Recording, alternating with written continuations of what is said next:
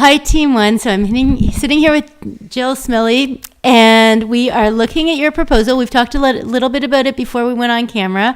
So first of all, thank you. And Jill, I'll just sorry, I can't move this, but I'll just start with you. And what would you say is most exciting about what you're reading here from this team? Sure. What I think is most exciting is that you've very much nailed the demographic. And the interest in social activism wasn't something that we had considered.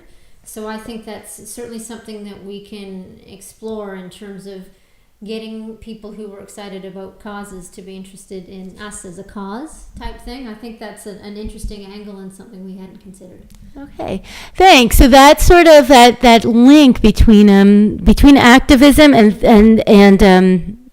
of course activists. You'd know where they are. You'd know where they show up. Sure, yeah. Can be quite passionate as well. Yeah. Causes that they're interested in. However, you also do have some reservations. Do you want to talk about that? Sure. We're a nonprofit. We don't, our ticket costs don't cover our expenses. We have a fundraising department that's actually bigger than our marketing department. And so to split profits or concert revenue with another partner, we don't make a whole lot of money at our concerts itself, so I don't really think that's feasible. And to try to get a better deal out of our venue is really not quite feasible. But something like, how do we engage that demographic outside of the theater? Are there partners that we can tie into for joint projects? Are there fundraising projects outside of the symphony? Are there, should we donate musicians or tickets to help with fundraising for other associations? Is there that kind of outreach that can happen? Might be a little bit more realistic in terms of executing a plan like that. Thank you. Any final comments? I'm excited about this one, actually. I think there's some good opportunity there to take it and tweak it and actually make it happen.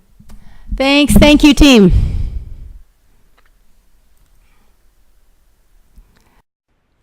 Hi, Team One. So you heard Jill's feedback, and I just want to give you some feedback on what I'm seeing in your process now. So great work, team.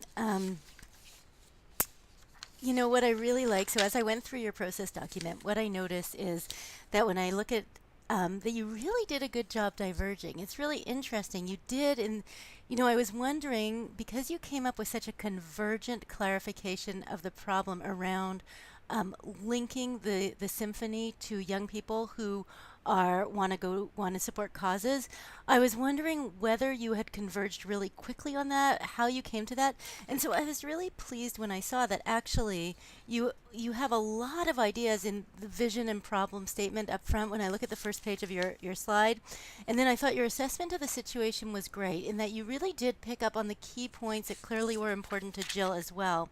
And that some other teams perhaps missed in terms of, for example, her limitations in terms of adding other shows, in terms of the unions. You really did do a great job assessing the situation.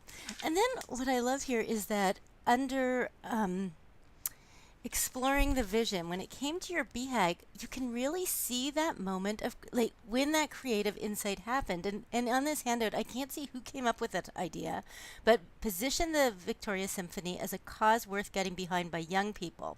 And then someone else posted, good one, what do others think?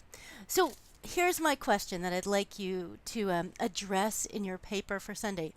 How did that moment of creativity happen? That's an original insight. No one else came up with that insight in this class. And in fact, Jill said that she had never made that link herself, even though she has been immersed in this problem for so long. So what happened there? How did it happen? Because the goal in this paper is to figure out what went right so that you can replicate that in future, as well as figure out what didn't go right so that you can mitigate that in future. So how did this happen? Did it happen when someone was in the shower? Did it happen through dialogue? Did it happen through reflection? What was the team process around this? Was this really one person's leadership? Was this a collective effort?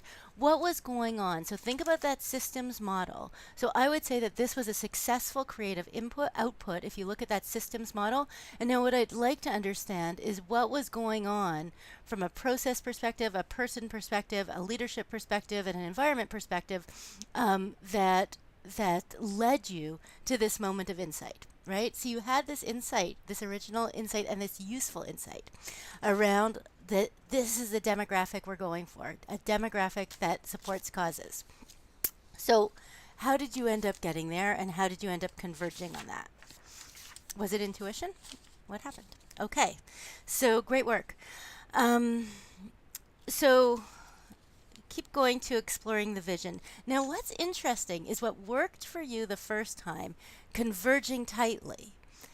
In the second round of decision making, where now so you define the problem and you tightly converged on a problem, but then you almost converged too much. You went immediately to how do they how which charity would they link up with to hold a charity event? And what I heard from Jill was there might be other ways to leverage that same insight around tapping that younger demographic. So I think you should ask the question around, once you get into the transformation stage, about whether you would keep your original question around hooking up with a charity for a charity event, or sorry, something just happened to my computer. Or whether you would sort of change the question, for example, to like, how can Jill leverage the fact that the demographic she wants to attract is one that is committed to charitable causes. So would you want to go up one level of abstraction as you go into the next stage and consider solutions, and not so tightly converge on the fact that holding a charity event is a way to best leverage that insight in the clarification stage? So that's a question, because you might also you might decide to retain your original focus on holding a charitable event, but just address some of Jill's concerns. So that's sort of a choice in how you want to clarify the problem. Let me just see.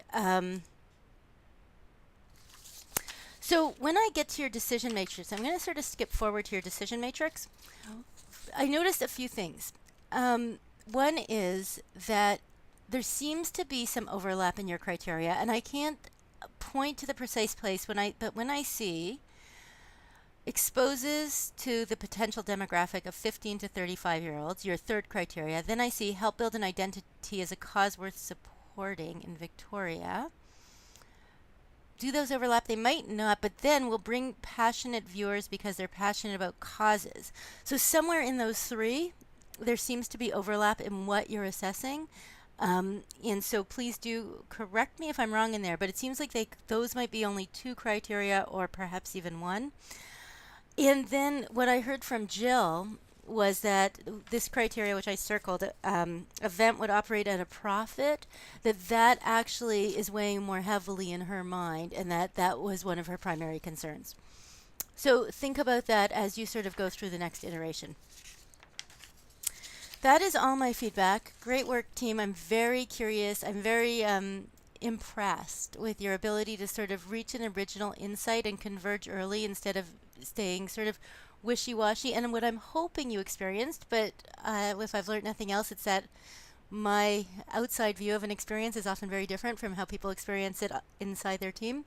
But what I hope you experienced is that through tightening the box, it allows you to be more creative. If as you did, you really tightened the box in the first stage. If you did not experience that, please write about it. I'd love to hear. I look forward to your paper. Jill is very interested in follow-up suggestions. So if you want to allow me to send your revised recommendation to Jill, please write on the front of your assignment. I allow you to send the revised recommendation to Jill, and I would only send that portion that would be relevant to her. Thank you, team, and let me know if you have questions.